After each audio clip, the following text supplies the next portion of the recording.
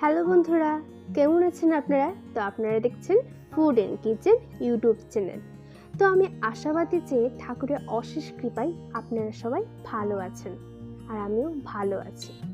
আর আমি আপনাদের জন্য আজ নিয়ে এসেছি ইনস্ট্যান্ট আইসক্রিম রেসিপি। তো চলুন 10 মিনিটে কীভাবে আইসক্রিম রেসিপি করা যায় সেটা আমি আপনাদের দেখাই।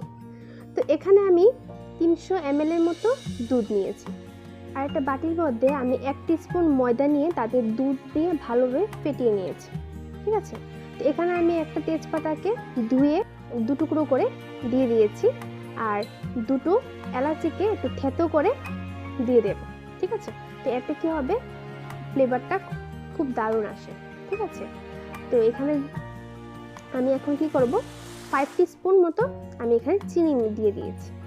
ঠিক আছে, তো সেম পরিমাণ ভালোভাবে মিশিয়ে নিতে হবে, আর সেম পরিমাণ আমি এখানে 5 টিস্পুন গুঁড়ো দুধ নিয়ে নেব। ঠিক আছে, ভালোভাবে লো ফ্লেমে এটাকে রান্না করতে হবে। ঠিক আছে, তো গুঁড়ো দুধটা দিয়ে ভালোভাবে মেশাতে হবে যাতে লাম্পস না পড়ে। তো এইভাবে ভালোভাবে মিশিয়ে নেবেন।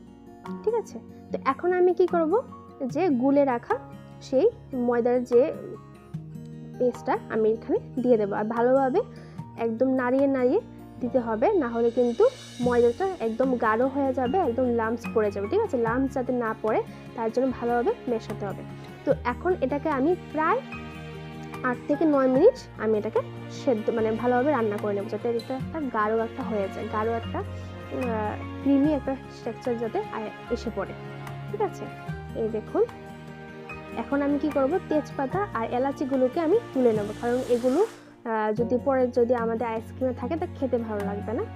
তো এখন এটাকে আমি ভালোভাবে নাড়িয়ে একদম গাঢ় করে নেব। এই দেখুন গাঢ় হয়ে গেছে, এরকম টেক্সচারে আমি এটাকে নামিয়ে নেব।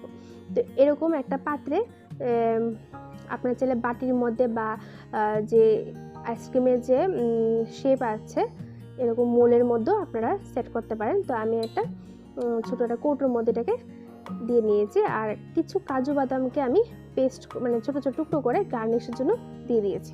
আর এই আইসক্রিমটাকে আমি ওভারনাইটের জন্য রেখে দেবো, আপনারা চাইলে 5 ঘন্টার মধ্যে ডিপ ফ্রিজে রাখতে পারেন।